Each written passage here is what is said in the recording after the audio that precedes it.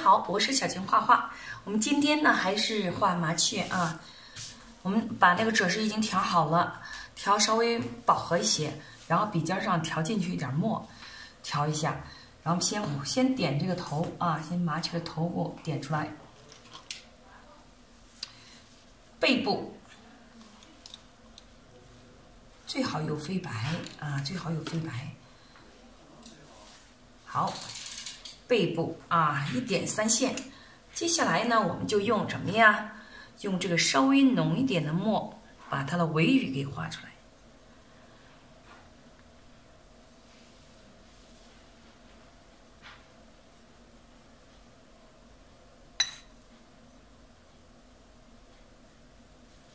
稍微浓一点啊，比较黑一点啊，就是重一点的墨。然后呢，我们先把这个尾羽啊。 干脆啊，画的时候画尾羽的时候一定要干脆，但是也要按下去啊，要按下去。然后呢，这前面的，哎，它这个翅膀都已经左到一起了嘛，所以说你们画的时候要小心一点，它是左到一起，那我们就后面的翅膀也要注意点什么呢？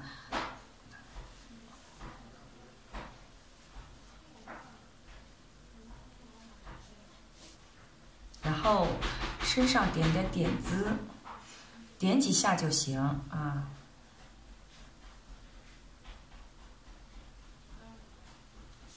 点几下就可以了。完了以后，我们再用淡墨，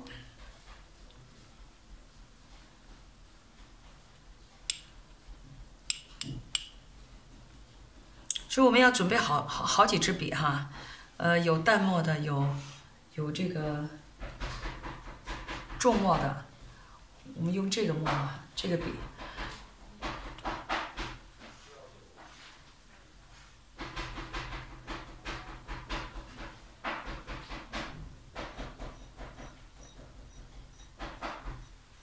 避避水哈，避避水。然后我们从嘴下面往后去画它啊，从嘴下面。然后大腿呢，直接给它画出来。 好，那么我们下面呢就画什么呀？画嘴巴，还有爪子。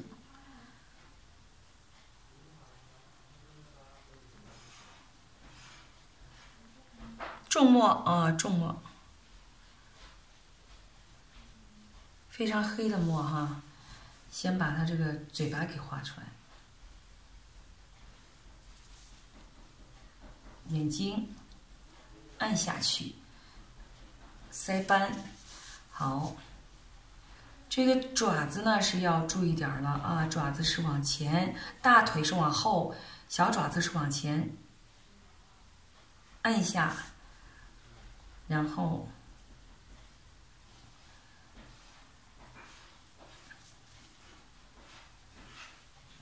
跟画那个小鸡的爪子是很像的啊，很像的，这个呢。 就看不见了，只能露出来一点小爪子了，所以我们画的时候呢，基本上这个就画完了啊，往后一点。好，这个小麻雀就画好了啊。